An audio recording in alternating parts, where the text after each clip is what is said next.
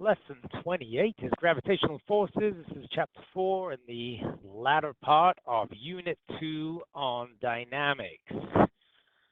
Okay, so we've done gravitation or gravity before in the kinematics unit, but now we're going to talk about the forces and the fields that anything with mass produces. So anything with mass produces a gravitational field and therefore a gravitational force. In other words, any two objects with mass interact with one another on a gravitational level.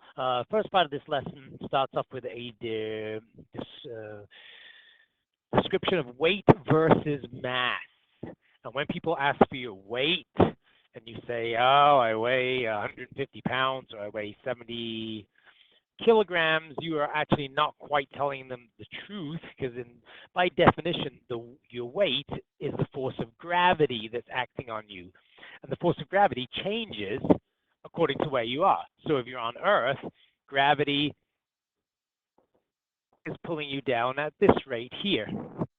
But if you're on the moon, gravity is pulling you down at this rate, and therefore your weight changes according to where you are. So this is the definition for weight. It's this formula here, Fg equals mg. In other words, the force of gravity equals your mass times acceleration due to gravity.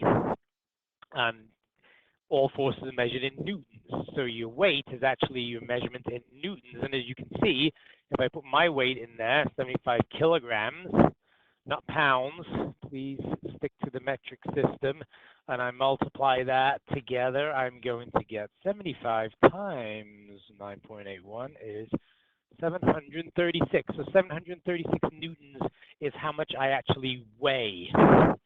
75 kilograms is my mass. My mass will not change. If I'm on the moon, my mass will not change, but you can clearly see that if I go to the moon, I still have a mass of 75 kilograms, but now my weight becomes a feather like 125 newtons. So on the moon, I'm going to feel really light. If I jump, I'm going to jump a lot higher. My muscles are going to have to do much less work to be able to do the same amount of activity. Of course, if you stay on the moon for a long time, then your muscles will start to get smaller because they don't need to do the work, so they'll atrophy. Okay. So that's your basic description of the difference between mass and weight. Your weight is your gravitational force acting on you. Your mass really is just a quantity of the number of molecules that make up your body. And here's your classic example. Oh, first of all, let's talk about the difference between gravitational mass and inertial mass. For all intents and purposes, they're the same thing. So let's not get wrapped up in that. I have a 5-kilogram rock. Determine how much it weighs on Earth and on the moon. So on Earth, it weighs, and once again, when they ask for weight, we're asking for the gravitational force. Oh, and just to note, I forgot to mention, this formula that you see on your formula sheet, it looks like this.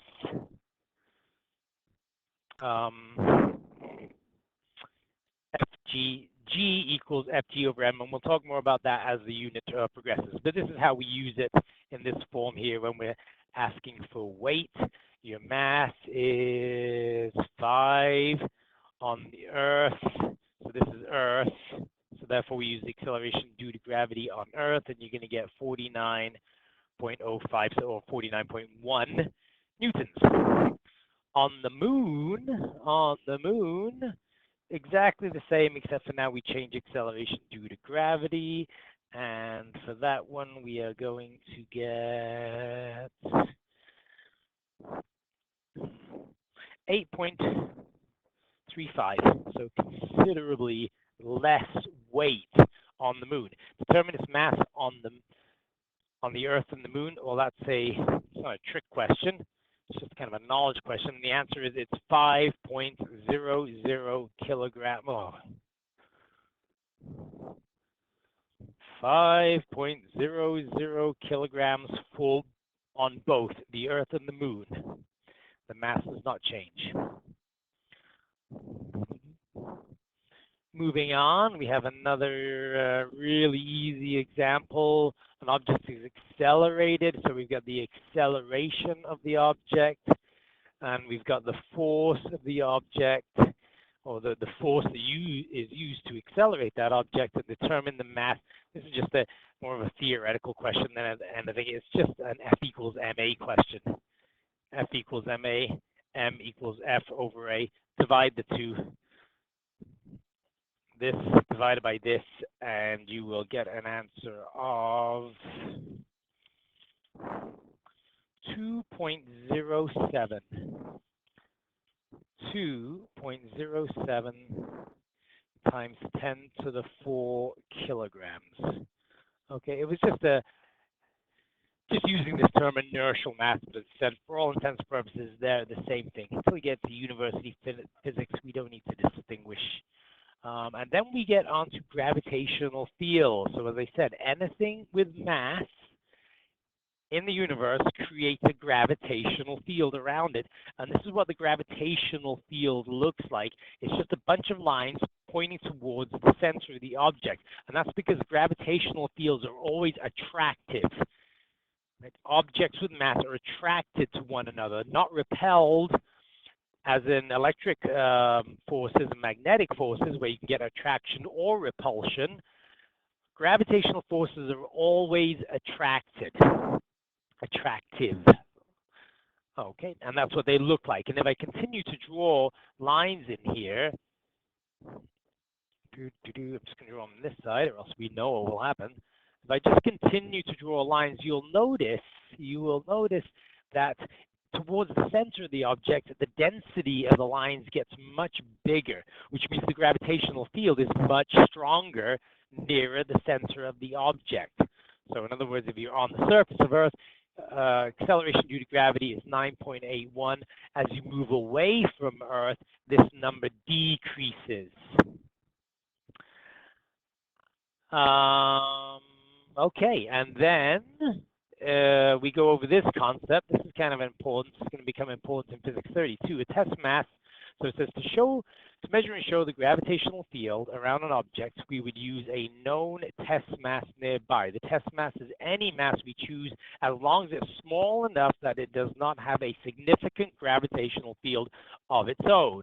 Theoretically, its mass should be 1 over infinity. So 1 over infinity is an infinitely small number, which is so close to 0 that it doesn't even really matter. The test mass will always move towards the center of the object, so we draw vectors pointing in towards the center. Alrighty, by measuring the force of gravity, pulling the test mass towards the object, we have measured the gravitational force of the object. So here is what you see on your formula sheet. You see G equals Fg over m, which begs the question, well, what are the units for this value here? What is this now? We've always said that that's acceleration due to gravity, but now we're using it to determine gravitational field strength. And if force is measured in newtons and mass is measured in kilograms, then newtons over kilograms are the units for gravitational field strength. But we already said the acceleration due to gravity, remember this G here is just a specific value of A, on Earth is 9.81 meters per second. So what you're telling me is that meters per second squared and newtons per kilogram are the same thing? Ooh, that doesn't sound cool. Well, actually, in fact, it's totally cool because it's totally true. Gravitational field strength, acceleration due to gravity, they're essentially the same thing, and we'll just very quickly prove that. Let's prove that newtons per kilogram is exactly the same as meters per second squared. How are we going to do that? We're going to take this one on the left and change it into fundamental units. So kilograms is already a fundamental unit. Newtons is not. What is a newton? Well, F equals ma, so therefore newton is a mass times meters per second squared. So let's change that to kilograms times meters per second squared, all divided by this kilograms here. And clearly you can see what's going to happen. Jing, jing. They cancel out the kilograms, and you're left with meters per second squared equals meters per second squared. So this is a very simple proof of why newtons per kilogram and meters per second squared are exactly the same units. And then we go on to this concept of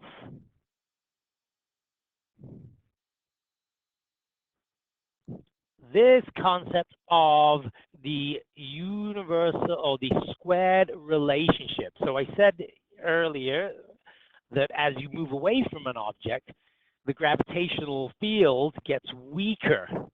Right here, the gravitational field gets weaker. And that the relationship is an inverse square relationship, right? Which means that it's not getting weaker uniformly, it's getting weaker exponentially. And one way that we can look at that is, let's say that I have an object here and I'm on the surface of the Earth, and the gravitational field strength at that point is 9.81 newtons per kilogram or meters per second squared, right? And I'm a distance of 1 radius away from the center of the Earth. Let's say I move myself, I double my distance.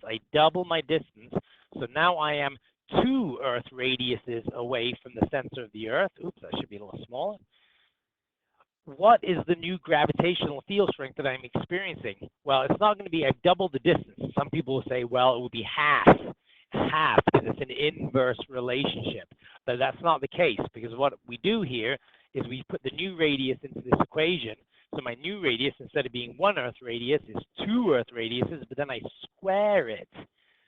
And 2 squared is 4, and so 1/4. In other words, when I get out to here, to a 1 Earth radius away from the center of the Earth, the new gravitational field that I'm going to experience is 1/4 that of what I experienced on the surface of the Earth. So we just take that and divide it by 4, and we get 2.54 newtons per kilogram or meters per second squared.